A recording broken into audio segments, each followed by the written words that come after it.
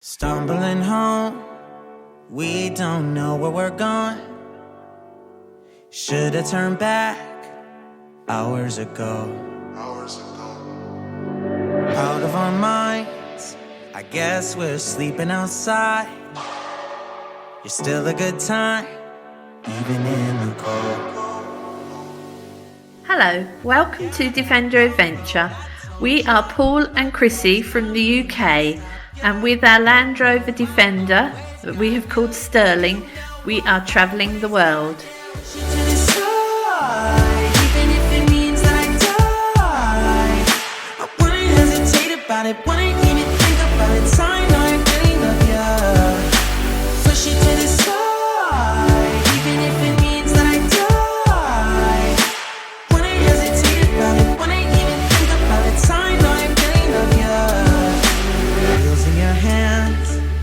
Guess we need a new plan. There's a motel a mile down the road.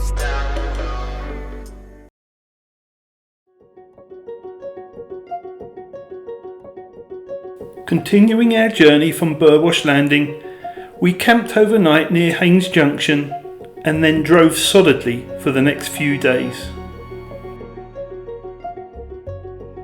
We were on a mission to get to Yellowstone National Park before the worst of the winter weather set in, and that meant covering a distance of around 2,500 miles.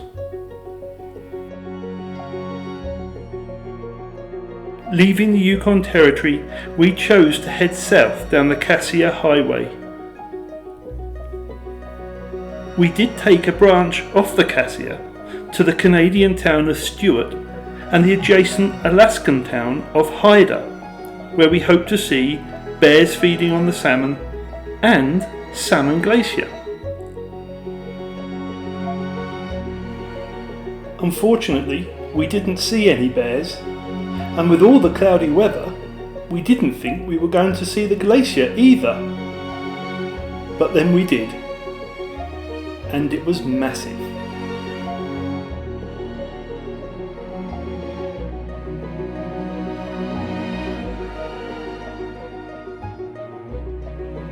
To give some appreciation of the size of this glacier, here is a zoomed in view of a helicopter that flew below us.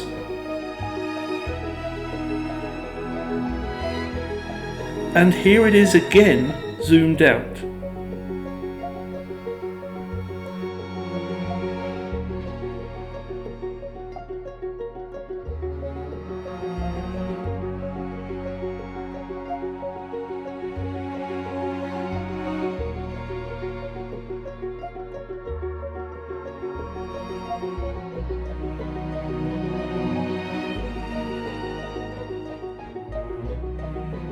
Continuing south, our journey took us back to Jasper National Park, where we camped for a couple of days and took a couple of high-level hikes.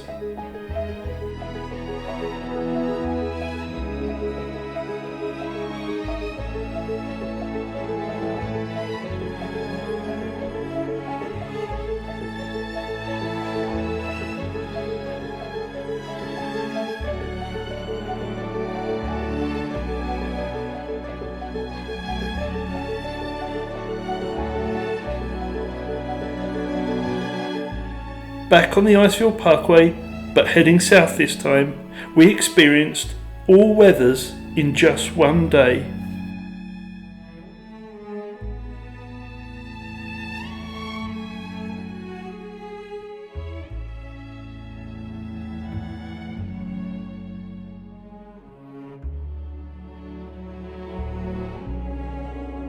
Before reaching Banff, we turned off the Icefield Parkway and arrived at the town of Radium Hot Springs.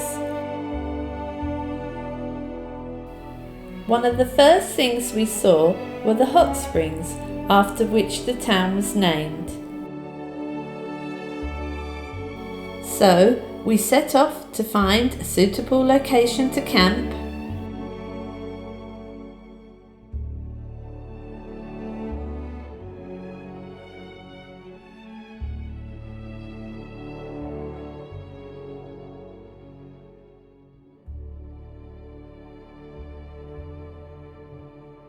and then returned for a much needed bath.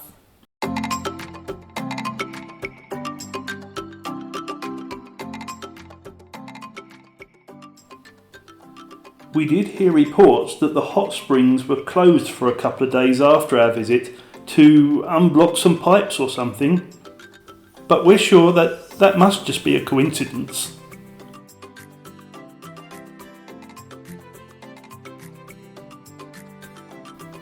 British Columbia, it seems, is way ahead of everybody else on environmental measures.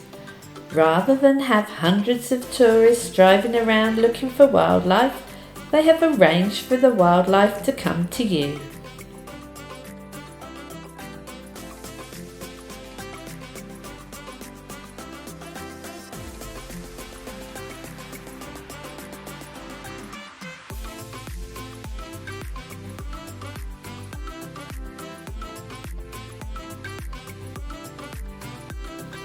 It is a wonderful system that even reduces the town's garden maintenance costs.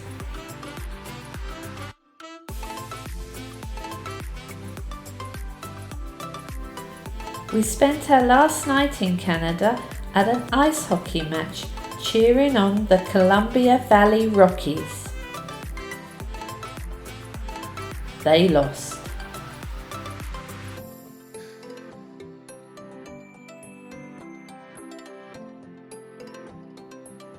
The following morning, we travelled the last few miles to the border.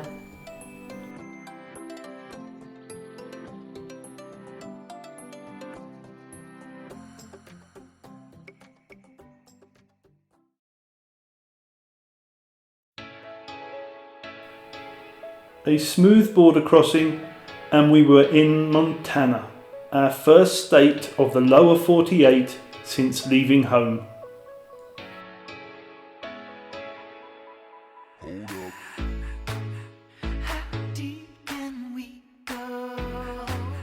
We headed towards our first stop in Whitefish, but before reaching Whitefish, we came across what we think is the largest piece of art that we have ever seen.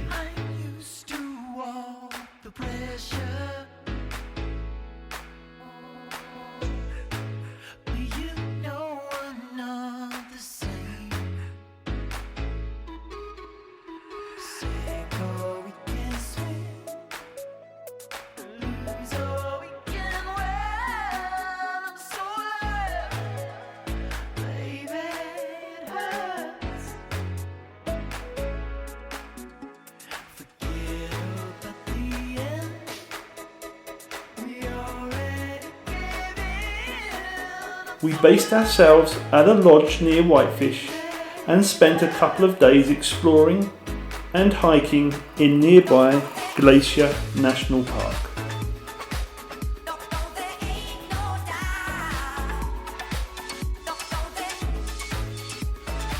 Glacier National Park was beautiful and the weather was great, although we did see a little snow.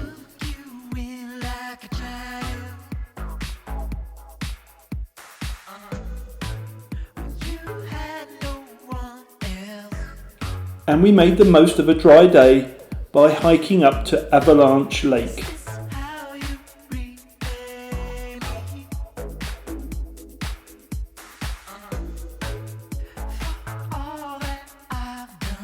And the effort was well worth it.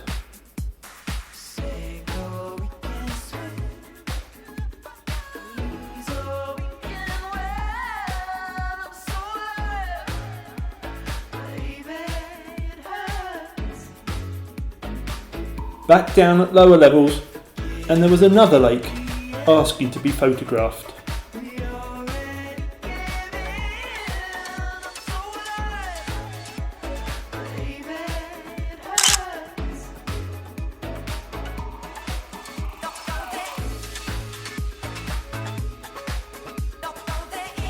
With Glacier National Park behind us, our only disappointment was that the scenic Going to the Sun Road was closed due to snow at higher levels.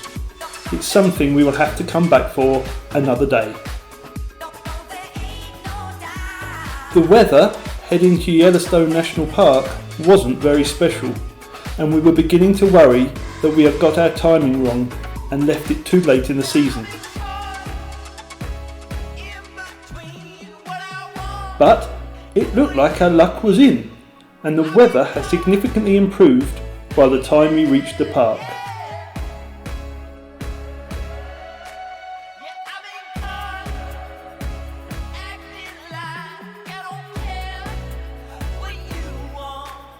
We entered the park through the town of Gardner in the northwest, and after a brief stop in the Mammoth Hot Springs area, we headed to the Lamar Valley, an area known for good wildlife viewing.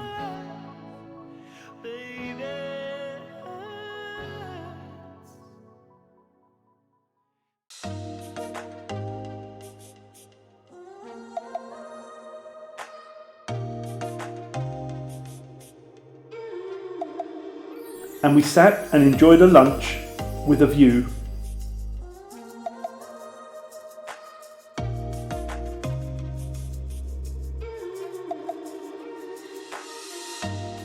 As with the mountain goats in Radium Hot Springs, we found that if we just sat for a while, the wildlife would eventually come to us.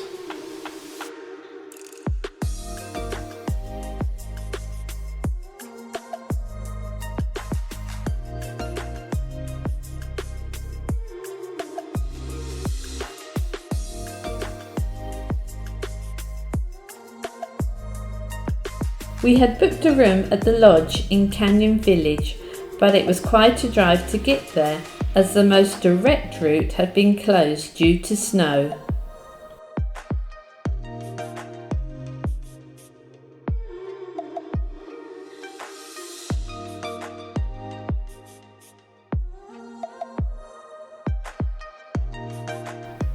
Checking in at the lodge, we could see the signs of recent snow and ice, and we hoped our luck would continue to hold over the next few days.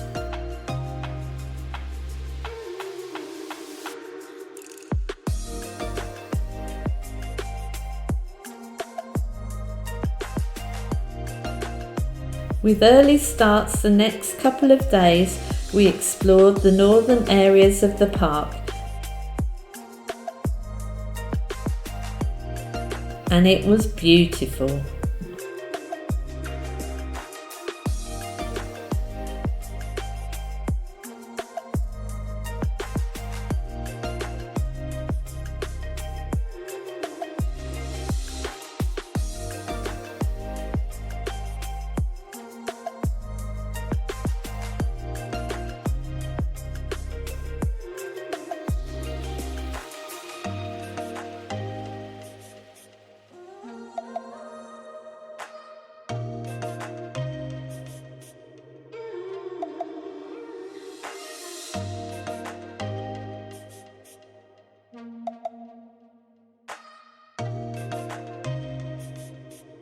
But then, that night, everything changed,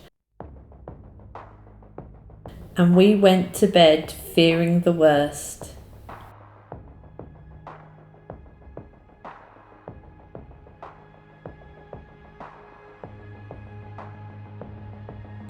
The next morning, our fears had come true, and we woke to the news that all the park roads were closed due to snow.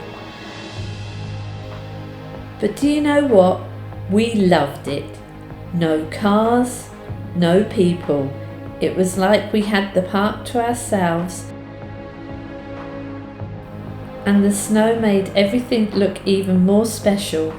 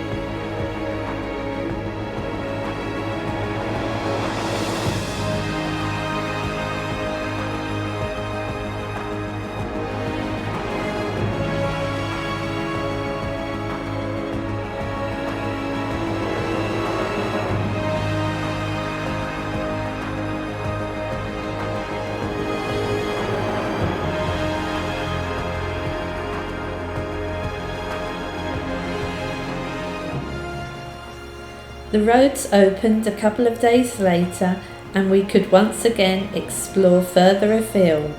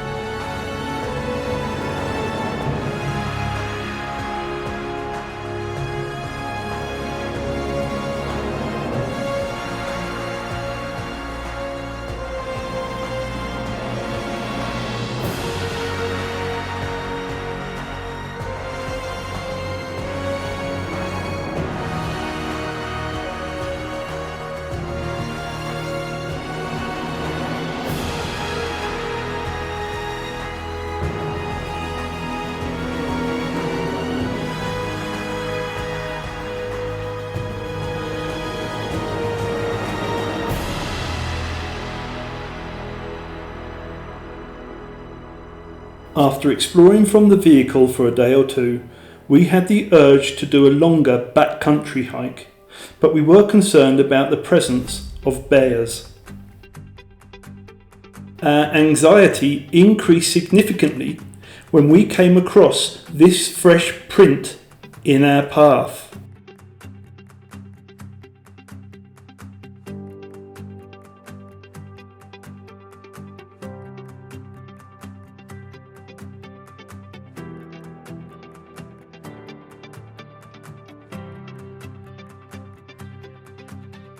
Our hike eventually brought us to a meadow where we did get to see the grizzly bear we had been following, but fortunately, when he saw us, he took off in the opposite direction. It was our last day in the park, and the one thing we hadn't yet seen was Old Faithful. We were on our way to view Old Faithful when another geyser called Grand Geyser, which erupts every 6 to 7 hours, was about to blow. And blow it did.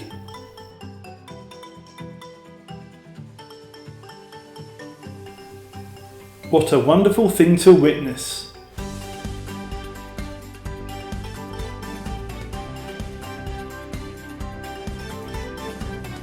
We never did get to see Old Faithful. Something else we'll have to come back for.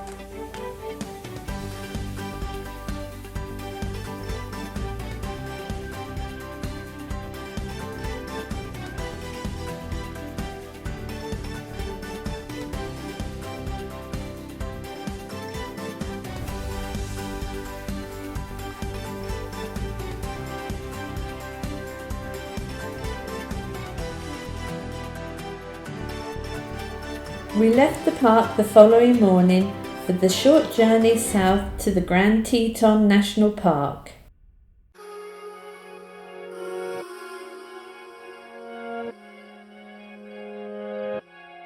Parce que je me sentais seule dans ma petite bulle.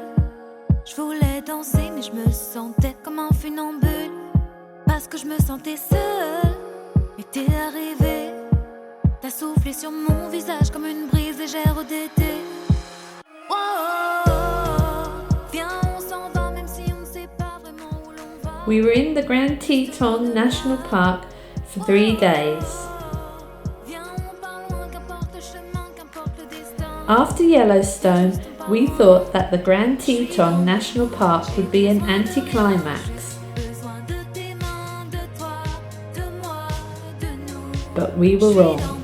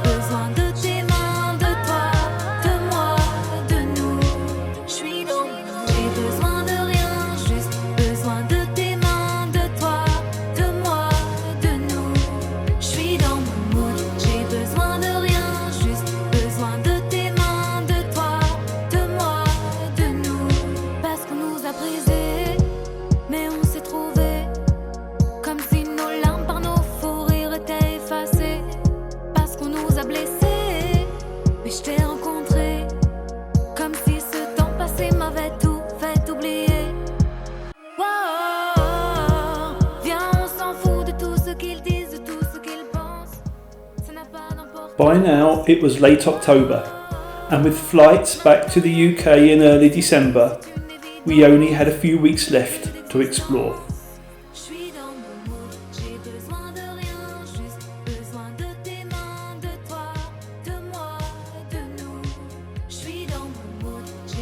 As we were making plans to head south to New Mexico for the warmer weather, we received a call from some friends near Kansas inviting us to spend some time with them.